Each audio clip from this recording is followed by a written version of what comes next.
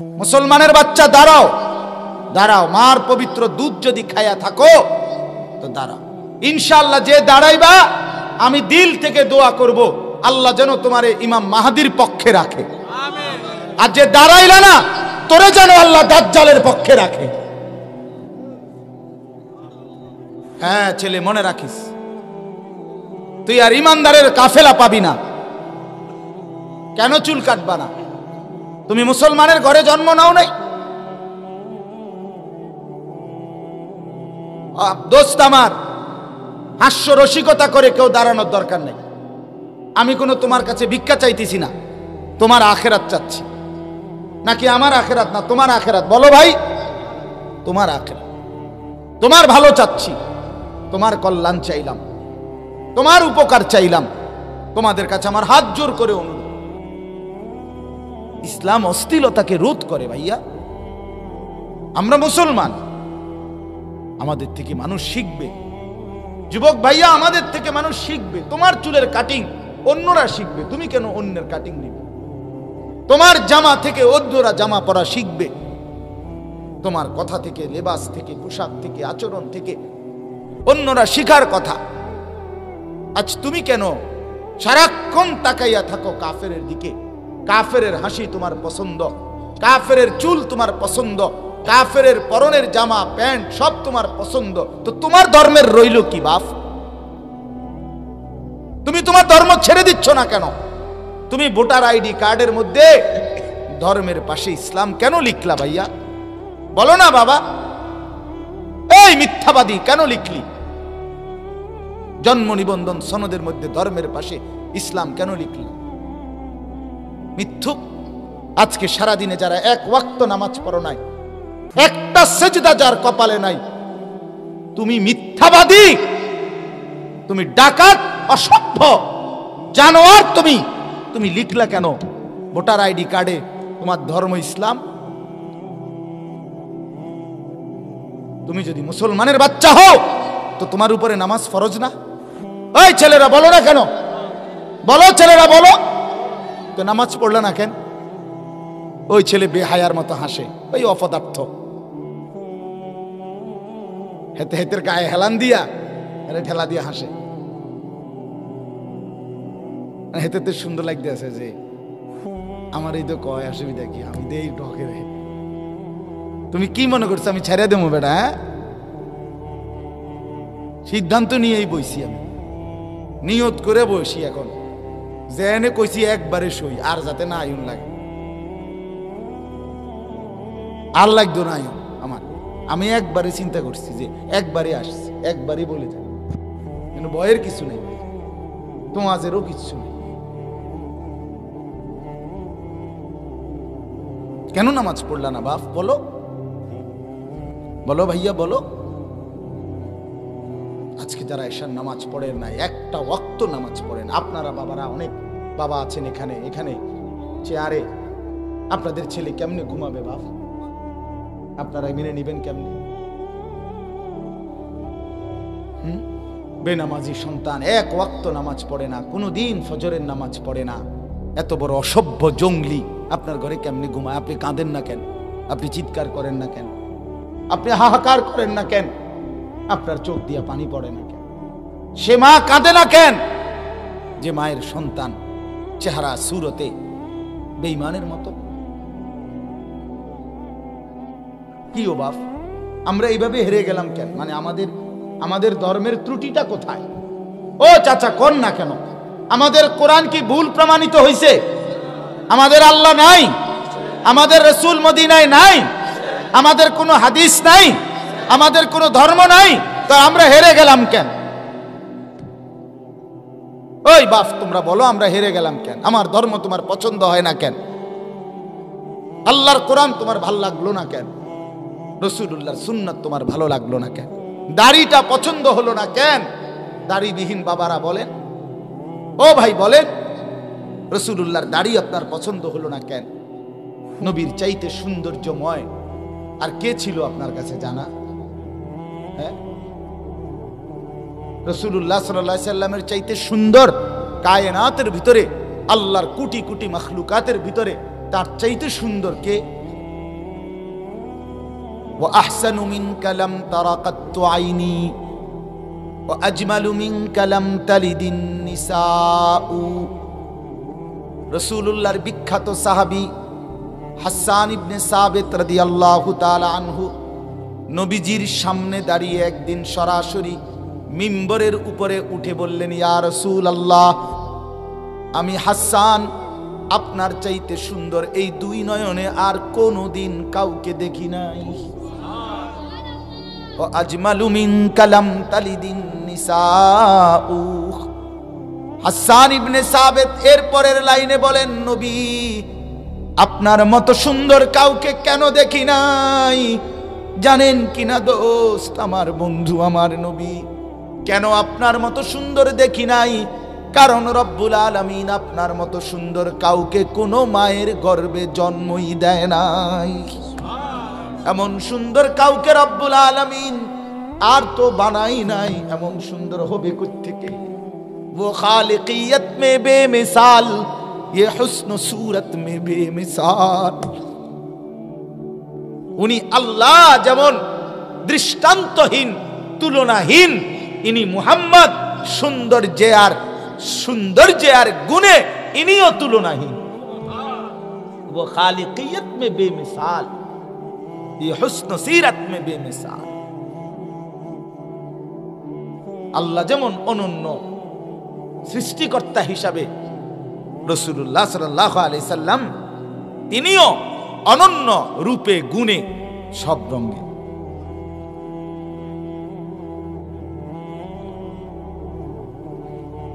কার চুল এগুলো? কার মতো দাঁড়াইয়া যে পেশাব করো? কাকে দেখে শিখলা? হ্যাঁ বন্ধু বলো। মানুষ বুঝি এইভাবে আল্লাহকে ভুলে যায়। মানুষ বুঝি এইভাবে সারা দিন মোবাইল টিপে বুঝি। এটি বুঝি কথা? এটি কোনো সুস্থ স্বাভাবিক কথা হল? মানুষ বুঝি সারাদিন বেড়ি চায়। এত বেড়ি চাইয়া করবা কি ভাইয়া? এত বেড়ির দরকারটা কি তোমার? কয় হাজার মহিলা হইলে তোমার সারবো? কত নর্তকী দরকার তোমার? এই পৃথিবীতে কোটি কোটি মানুষ প্রতিনিয়ত 60 বছর, 70 বছর, 90 বছর একজন পবিত্র হালাল স্ত্রী দিয়ে জিন্দিগি চালাচ্ছে না? কথা বলেন না কেন? তো তুমি এত নারী দেখে কি করবা? কি করবা? আর একটা নির্দিষ্ট সময়ে এত কোটি কোটি মানুষ যেহেতু প্রতিনিয়ত বিয়ে করছে, আল্লাহর পক্ষ থেকে একজন হালাল স্ত্রী মিলে যাচ্ছে, তো তোমার জন্য মিলবে না কেন? একটু অপেক্ষা করলে অসুবিধাটা কোথায়? কথা বলেন, একটু অপেক্ষা করলে সমস্যাটা কি? একটু সবর করলে অসুবিধাটা কি ভাইয়া? তুমি যদি একটু চরিত্রটা হেফাজত করো, বিনিময়ে যদি একজন পবিত্র স্ত্রী পাও, খোদার কসম দুনিয়াটা জান্নাত হয়ে যাবে। যার ঘরে স্ত্রী ভালো তার ঘরই জান্নাত।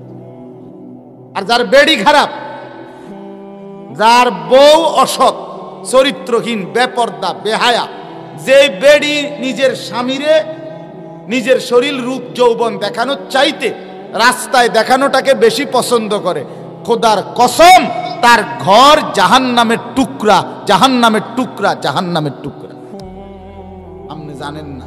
হ্যাঁ দোস্ত, মানুষের বেডি মোবাইলে চাওন আর ঘরে বেডি আনন এক কথা না।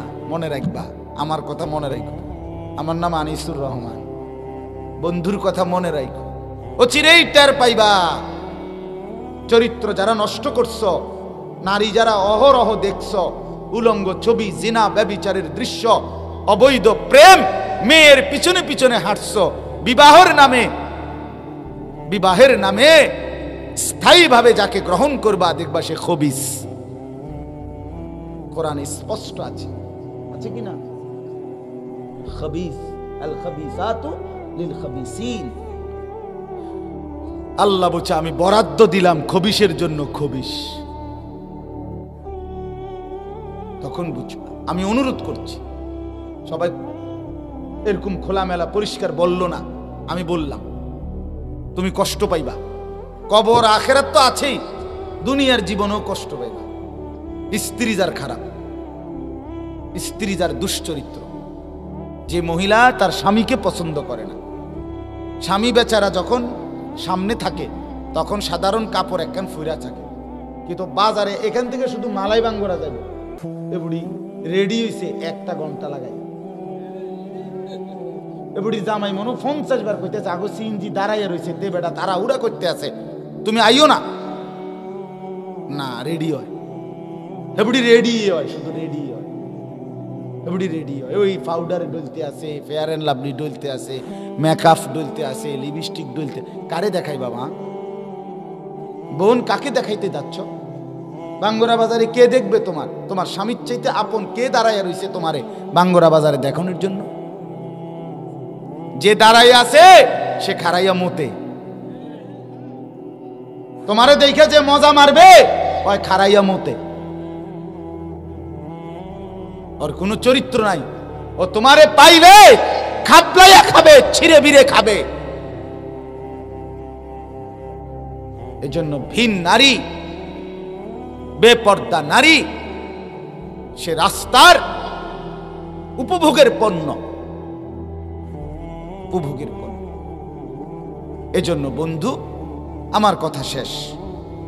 আমি মূল বক্তব্য বললাম এটাই, নগদ দুনিয়াই যেন শুধু প্রিয় না হয়, আখেরাত যেন ভুলে না যায়। বাবাদেরকেও বলি, জওয়ান ছেলে তোমাদেরকেও, বাবারা আপনারাও মুরব্বীরা, আপনাদের কাছে অনুরোধ, হারাম রোজগার যদি কারো থাকে ছেড়ে দেন, সুদের টাকা ফেলে দেন, হারামের টাকা ফেলে দেন।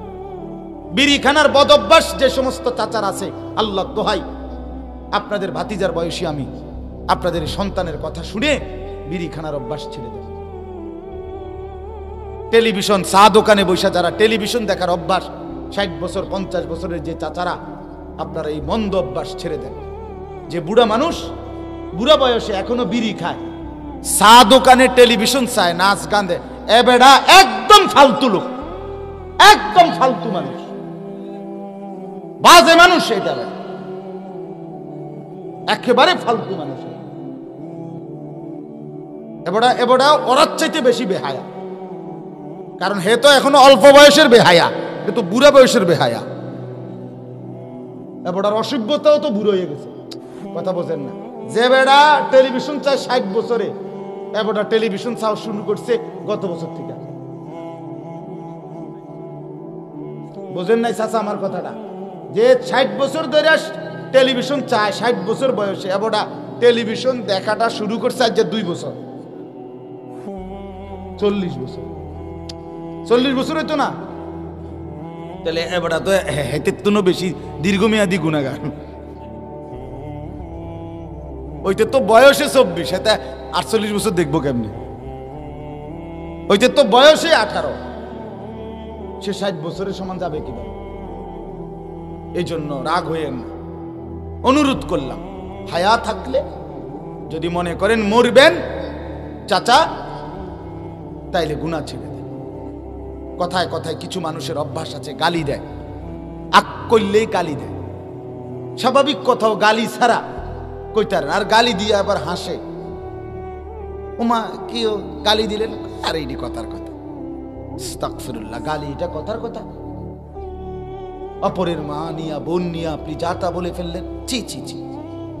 ছেলেরা তোমাদেরকেও বলি, এ সমবয়সী বন্ধু, তোমার বন্ধু, সে একসাথে চলো, সে পট করে তোমার মাকে একটা গালি দিছে, তোমার বোনকে নিয়ে একটা বাজে কথা বলে দিছে, তুমিও হাসি দিলা, তুমিও নির্লজ্জ, সেও নির্লজ্জ। আত্মমর্যাদা যদি থাকে তুমি তার জুতা দিয়া বাড়ি দিবা, জুতা দিয়া, যে তুই কেমনে বেটা, মানুষের বাচ্চা, মুসলমানের ঘরে জন্ম নিয়ে তুই এইভাবে মা বোন নিয়ে গালি দিতে পারলি কেন? কেমনে বললি? হাসতে হাসতে মানুষ গালি দেয়, এটা কথা হইল কোনো? এটা কথা হলো? ওই যে ওই যুবক কি বলছে, আমার মায়ের সাথে কেউ এটা যদি করতে চায় অপকর্ম, আমি তাকে তরবারি দিয়ে গর্দান ফেলে দেব, বলে নাই? এটা আত্মমর্যাদা সম্পন্ন যুবক। নবীজি শুধু তার বিবেকটা জাগায় দিছে, সে তওবা করে ফেলছে, হে বুঝছে, কলজা লড়ে উঠছে, হায় আমারে কি কইল, হায় আমারে কি বলল। পর্দার আড়ালের মা বোন যারা শুনতেছিলেন, আপনাদেরকে বলি, মা, অশ্লীলতা, বেপর্দা, বেহায়াপনা ছেড়ে দেন। মানুষ দেখে এমন জায়গায় গোসল করবেন না, পুকুরের পারে, রাস্তার পারে, খালের পারে, যেখানে মানুষ দেখে এরকম খোলামেলা জায়গায় মা আমার আওয়াজ যদি শুনে থাকেন এমন জায়গায় গোসল করবেন না। বিনা কারণে একান্ত প্রয়োজন ছাড়া ঘর থেকে বের হওয়ারই কোনো দরকার নেই। আর এই লাল, নীল, হলুদ, কমলা টাইট ফিটিং বোরকা শরীরের সাথে আটসাট, এগুলো কোনো বোরকা না, এগুলো 3 পিস না, এগুলো একটা 3 পিস। 3 পিস 2টা ফিনছে। আর এগুলি জ্বর উঠছে গায়ে, ডাক্তারে কইছে কাপড় 2টা ফিন দেন, তো শীত লাগতেছে বেডি বেশি, এই জন্য বৃত্তে একটা পড়ছে 3 পিস, এটার রূপে আর একটা ফিনছে 3 পিস। বোরকা কোনো এরুম হয় না। বোরকা হলুদ, কমলা, লাল, নীল, টিয়া, বেগুনি, আকাশি, ফুটফুট, এত সংবং বোরকা হয় না। বোরকা হবে কালো, বোরকা হবে কিরকম? রাসূলুল্লাহর স্ত্রী আয়েশা রাদিয়াল্লাহু তাআলা আনহা বলেন, নবীজির জামানায় মহিলাদের বোরকা পরা হাঁটা দেখলে মনে হইতো কাআন্নাহুন্না গুরাব, তারা যেন কাকের মিছিল, কাকের সারি। কিসের? গুরাব মানে কাক, গুরাব মানে কাক না তো। তাহলে লাল কালারের কাউয়া দেখছেন যে আতো টানছে? হলুদ কালারের কাক দেখছেন?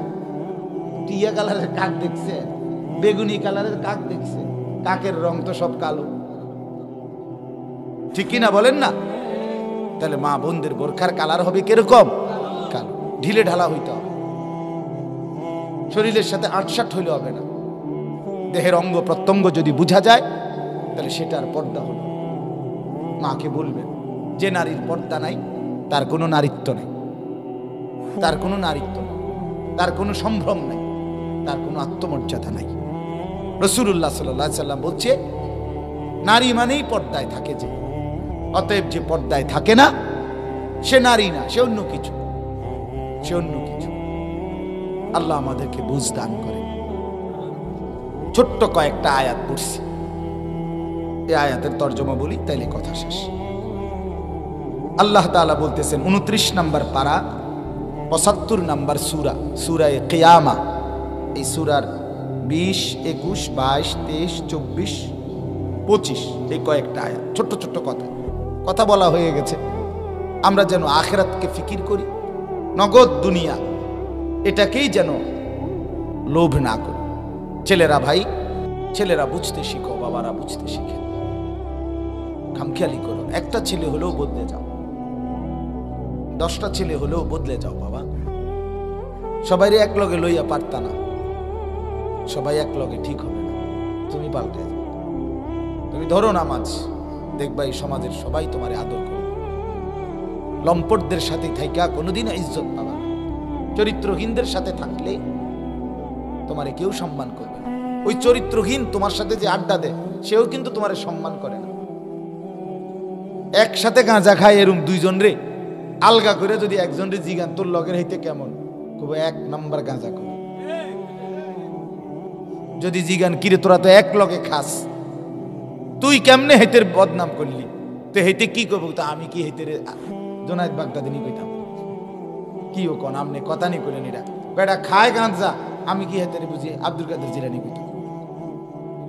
10 জনের বিচার হতো তখন কইবে হ না ঠিক তো বেটা খায় যেটা তুই কইবি তো এটাই।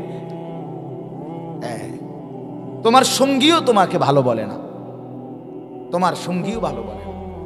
আল্লাহ তাআলা বলেন হাসরের ময়দান সত্যি সত্যি কায়েম হবে, আর সেদিন বুজুহুন ইয়াউমাইদিন নাযিরা, সেদিন মানুষ 2 রকম হবে। এক ধরনের মানুষ হাসরের ময়দানে তাদের চেহারাটা হাস্যোজ্জ্বল, আলোকোজ্জ্বল, উৎফুল্ল হয়ে যাবে। ডান হাতে যখন আমল নামা পাবে, এক পলকে আমল নামাটা ফাআম্মা মান উতিয়া কিতাবাহু বিয়ামিনি, ডান হাতে যখন আমল নামা দেয়া হবে সাথে সাথে ইমানদারের চেহারাটা আলোকিত হয়ে যাবে, আলোকোজ্জ্বল হয়ে যাবে। এই যে ফায়াকুলু হাউম ইকরাউ কিতাবিয়া, ইমানদার তখন হাসি মুখে নিজের আমল নামা এইটা সপুরা হাসরবাসীকে দেখাবে, দেখেন দেখেন এই যে মাহফিল ওয়ালারা সবাই দেখেন, এই যে আমার নাম আছে এখানে, আল্লামা আনিসুর রহমান আশরাফি, ময়নামতি, কুমিল্লা। দেখছেন? কথা বলেন না কেন? দেখছেন? সবাই দেখছেন আমার নাম আছে এখানে। হাসরের ময়দানে এইভাবে ডান হাতে যে আমল নামা পড়বে পাবে, সে সবাইকে দৌড়াইয়া দেখাবে, এই ভাই সাহেব দেখেন আমার নাম জান্নাতীদের তালিকায় উঠছে, দেখেন। কিতাবিয়া, দেখো হাসরবাসী, পড়ে দেখো আমার আমল নামা, আমার নাম উঠছে জান্নাতীদের তালিকায়। লক্ষ লক্ষ হাসরবাসী তখন চিৎকার করে বলবে, বন্ধু তোকে তো আমাদের সমাজেই দেখেছিলাম, তুই তো আমাদের সাথেই বড় হইছিলি, তুই কেমনে জান্নাতি হলি? তখন নেককার জান্নাতি বলবে, ইন্নী জানান্তু আন্নী মুলাকিন হিসাবিয়া।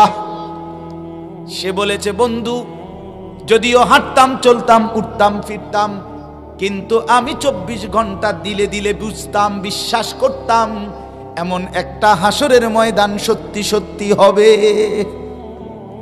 এই জন্য আমি নামাজও পড়েছি, রোজাও রেখেছি, হালালও খেয়েছি, ঠিক মতো আল্লাহর পথে চলেছি, বিনিময়ে আজকে ডান হাতে আমল নামা পেয়ে গেলাম।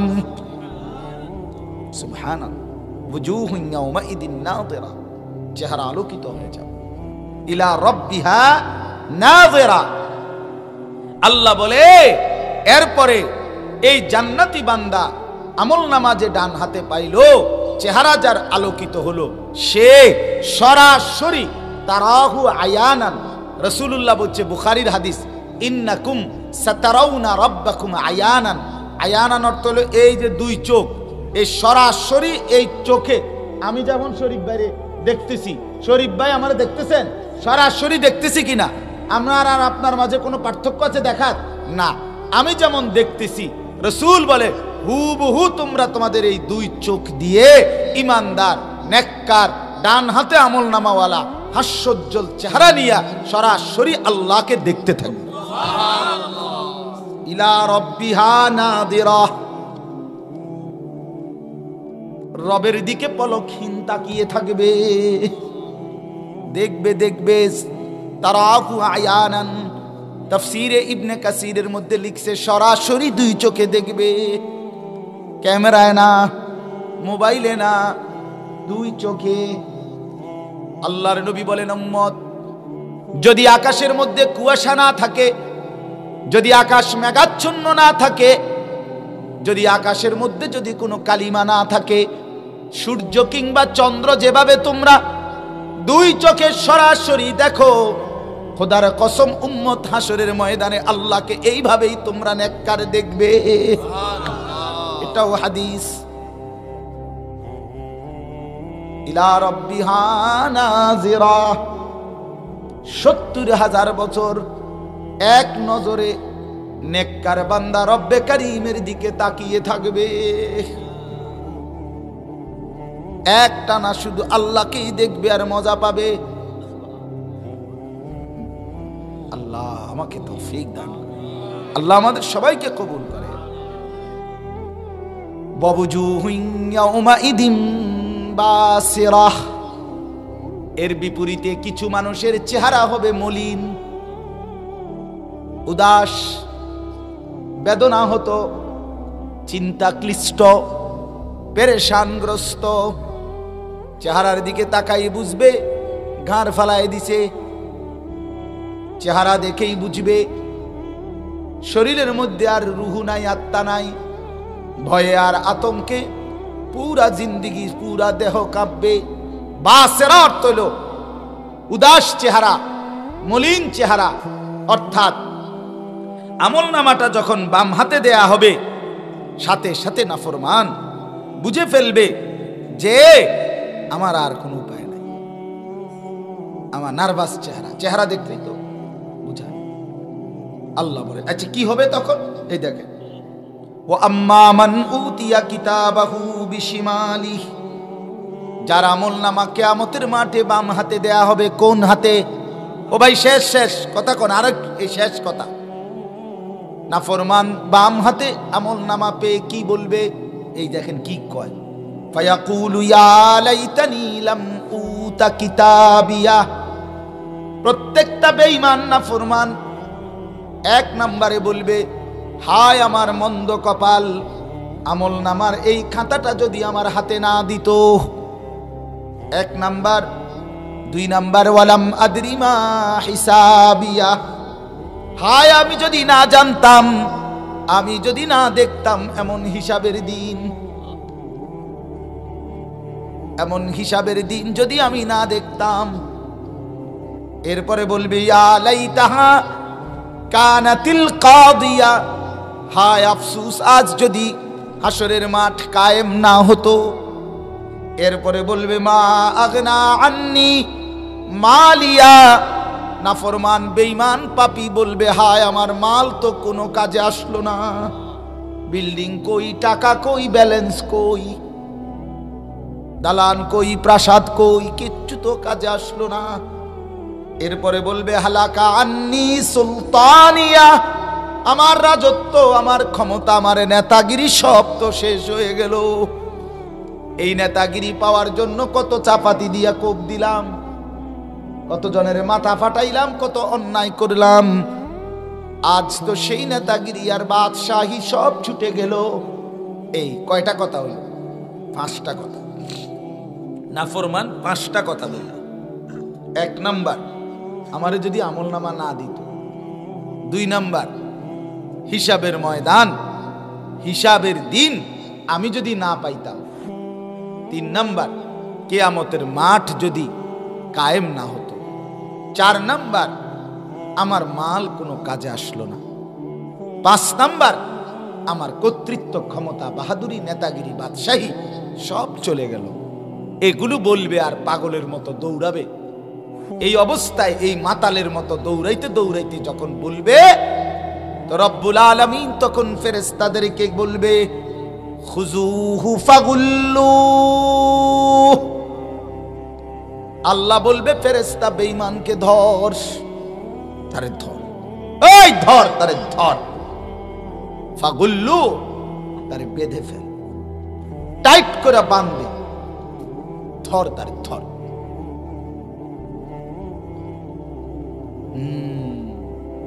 ফেরেশতা ধরে বেঁধে ফেলবে।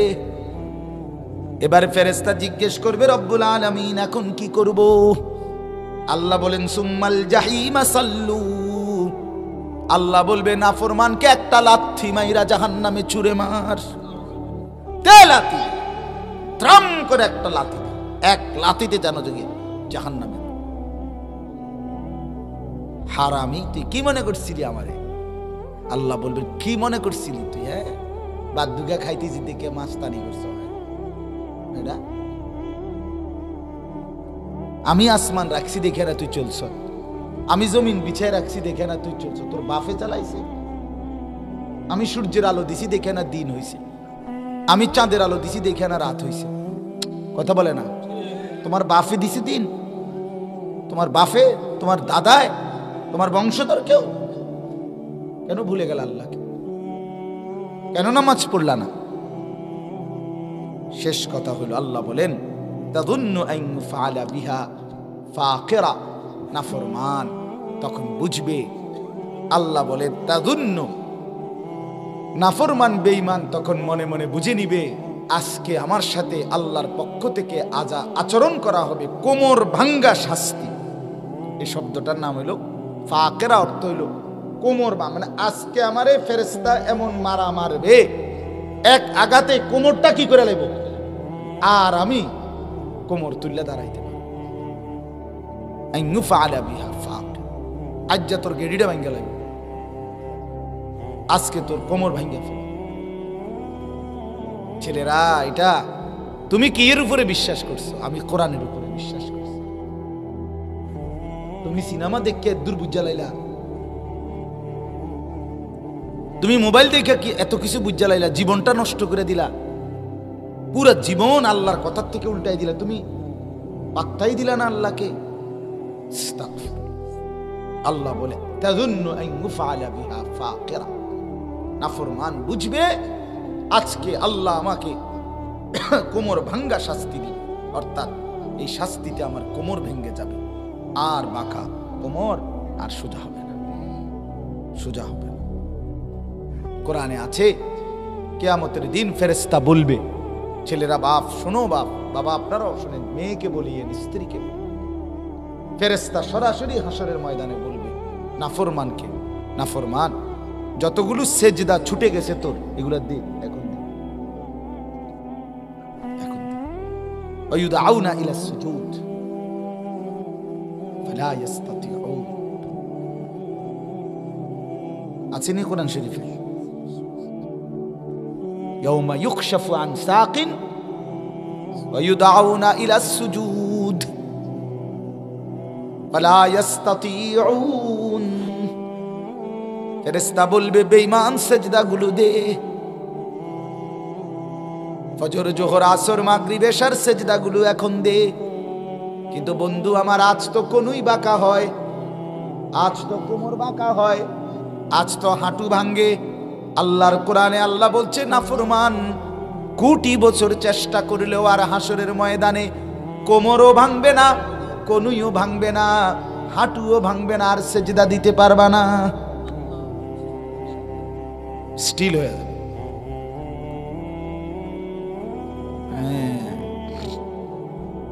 আমার হাঁটু, ওই যে বলছিলাম যে পা ভাঙ্গা গেছিল, আমার হাঁটু এরকম শক্ত হয়ে গেছিল, 6 মাস আমি সেজদা দিতে পারিনি। ধীরে ধীরে ধীরে ধীরে ওষুধ মালিশ কিতা কিতা দিতে দিতে দিতে দিতে এটা হাঁটু এটা আস্তে নরমাল। ওই যে সোজা রাখতে রাখতে এটা সোজা হয়ে গেছে, আমি তো দেখছি। হ্যাঁ দেখলেন, এটার বাঁকাই হয় না, লড়ে চড়ে না। 2 মাস এক সোজা যে ফালাই রাখছে, আর বাঁকা হয় না। আল্লাহ আমাকে মাফ করে দেন। আল্লাহ আজকের মাহফিলকে কবুল করেন, ছেলেদেরকে কবুল করেন। ছেলেরা নিয়ত করতে পারি তোমরা নামাজের? একটা নিয়ত করো বাপ, একটা ছোট্ট নিয়ত করো। সেই নিয়তটা হইল, এই তোমাদের যাদের চুল স্বাভাবিক চুলের ব্যতিক্রম, অর্থাৎ চারদিকে সমান না, এর সামনে এদিকে এদিকে এদিকে বাড়া চুল, এটা মুসলমানের চুল না, এটা কাফেরের চুল, দাজ্জালের চুল, ইসরায়েলের ইয়াহুদিদের চুল, এটা মুশরিক বেঈমানের চুল। আজকের এই রাতে এই ঠান্ডা শীতের মধ্যে নিয়ত করো দাঁড়াইয়া, হিম্মত করে কিছু ছেলে, সবাই না, যাদের চুল এরকম বড় ডানে বামে সামনে পিছনে, তুমি নিয়ত করে দাঁড়াও যে আমি ইনশাআল্লাহ হুজুর এই চুল কাইটা ফেলব, আল্লাহ দেখবা তোমারে বরকত দিবে। তুমি হিম্মত করো, দেখো হিম্মত করিলে লজ্জার কিছু নাই। আজকে লজ্জা পাইলে কিচ্ছু হবে না, হাসরের ময়দানে যদি মাফ পাও তখন তুমি লাভবান হবে। দাঁড়াও তো, হিম্মত করো ছেলেরা, দাঁড়াও দাঁড়াও বাপ, লজ্জার কিছু নাই, হিম্মত করো। যে নিয়ত করবে দাঁড়াবে, যার চুল এই বড় বড়, দাঁড়াও দাঁড়াও ইনশাআল্লাহ, মাশাআল্লাহ, আল্লাহ কবুল করেন, আল্লাহ আপনি হিম্মত দান করেন। দাঁড়াও, আরো দাঁড়াও, লজ্জার কিচ্ছু নাই বাপ, মুসলমানের বাচ্চা দাঁড়াও, দাঁড়াও। মার পবিত্র দুধ যদি খায়া থাকো তো দাঁড়াও ইনশাআল্লাহ। যে দাঁড়াইবা আমি দিল থেকে দোয়া করব আল্লাহ যেন তোমারে ইমাম মাহাদির পক্ষে রাখে, আর যে দাঁড়াইলা না তোরে যেন আল্লাহ দাজ্জালের পক্ষে রাখে। হ্যাঁ ছেলে মনে রাখিস, তুই আর ইমানদারের কাফেলা পাবি না। কেন চুল কাটবা না? তুমি মুসলমানের ঘরে জন্ম নাও নাই? দোস্ত আমার, হাস্য রসিকতা করে কেউ দাঁড়ানোর দরকার নেই। আমি কোনো তোমার কাছে ভিক্ষা চাইতেছি না, তোমার আখেরাত চাচ্ছি। নাকি আমার আখেরাত না তোমার আখেরাত? বলো ভাই, তোমার আখেরাত, তোমার ভালো চাচ্ছি, তোমার কল্যাণ চাইলাম, তোমার উপকার চাইলাম। তোমাদের কাছে আমার হাত জোর করে অনুরোধ, তোমরা এই চুল কাইটা ফেলো। বসো, সবাই বসো, ভালো হবে। তোমরা যদি তোমাদের বরকতে ইনশাআল্লাহ লক্ষ যুবক বদলাবে। আমি সিলেটে ওই দিন বলে আসছি এক মাহফিলে, পরের দিন ওনারা আমারে জানাইছে, মাহফিলওয়ালারা এরকম দাঁড় করাইছিলাম, কসম ওনারা জানাইছে হুজুর আমাদের এই মাহফিল থেকে পরের দিন 70 জন ছেলে চুল কাটে। কোনো ক্ষতি নাই বাবা, কেন চুলে এটা রাখবা? তুমি মায়ের পবিত্র ঘরে, পবিত্র মার ঘরে জন্ম নিছো, তুমি কাফের বেঈমানের সন্তান না আমরা। বেঈমান আমাদেরকে নিয়ে খেলবে কেন? আমরা কেন বেঈমানের সাথে বান্দর খেলায় নাচবো কেন? এই জন্য তামসা করে চাইও, দাঁড়াইও না। আর যারা দাঁড়াইছো তারা আমার এই কথা রক্ষা করো। কেন বললাম? শেষ একটা হাদিস বলি। মুসলিম শরীফে একটা হাদিস আছে, নবী সাল্লাল্লাহু আলাইহি সাল্লাম, পরিষ্কার বিশুদ্ধ হাদিস। নবীজি সাল্লাল্লাহু আলাইহি সাল্লাম একদিন এক লোককে দেখছে নবীজির জামানায় বাম হাতে খাইতেছে। নবীজি তাকে বললেন, কুল বিয়ামিনিক, ডান হাতে খাও। লোকটা অহংকার করে বলছে, মাস্তাতাতু, আমি পারি না, আমি ডান হাতে খাইতারি না। হাদিসে স্পষ্ট আছে, মা মানাআহু ইল্লাল কিবির। সাহাবী বলেন লোকটি নিষেধ করছে অহংকার করে। রাসূলুল্লাহ সাল্লাল্লাহু আলাইহি সাল্লাম মনটা কষ্ট লাগিয়ে উঠছে। হঠাৎ নবী একটা কথা কইয়া লাইছে, লাস্তাতাতা, আর কোনোদিন পারবা না। এই কথাটা বলে ফেলছে। ওই হাদিসে স্পষ্ট আছে যে সাহাবী বলেন আর কোনোদিন ওই লোক মৃত্যু পর্যন্ত তার ডান হাত মুখের কাছে নিতে। কসম আল্লাহ, এটা রাসূলুল্লাহর হাদিস।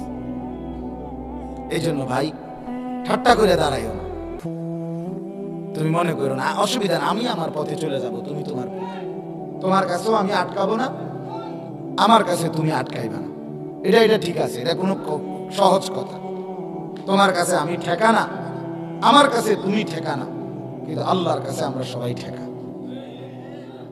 আল্লাহ আমাদেরকে বুঝ দান করে, আল্লাহ আমাদের সন্তানদেরকে কবুল করে। চতুর্দিকে সমান করে স্বাভাবিক চুল রাখো, দেখবা আল্লাহ বরকত দিবে। আমার একটা স্বপ্ন, এটা মুসলমানের ছেলেরা যদি চুলটা ঠিক করে, 5 ওয়াক্ত নামাজ পড়ে, একটু যদি নড়ে চড়ে বসে, কাফের বেঈমানরা বুঝবে মুসলমানের মেইন শক্তি যুব সমাজ নড়ে চড়ে উঠছে। বেঈমানের কলজা কাঁপবে, হেরা বুঝবে তাদের অধঃপতন আর বেশি দিন নেই। আমরা কিন্তু ব্যর্থতা এখানে, আমাদের নওজোয়ান আছে রেডি সব, শুধু একটু ঘুরে দাঁড়াইলে হতো, একটু ঘুরে দাঁড়াইলে হতো। আমাদের প্রচুর পরিমাণ যুব সমাজ, মুসলিম যুব সমাজ আছে কিনা বলে, আমাদের ম্যান পাওয়ার আছে, আমাদের যুব শক্তি আছে, কিন্তু আমরা শুধু একটু প্রপার ইউজ ব্যবহার করতে পারলে ইনশাআল্লাহ বেঈমান হেরে যাবে, ইমানদার জিতে যাবে। ফিলিস্তিন জিতবে, ইসরায়েল হারবে।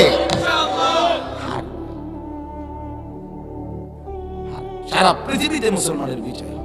আল্লাহ সকলকে তৌফিক দেন, কবুল করেন। আজকের মাহফিলে আল্লাহ তাআলা বরকত দান করেন।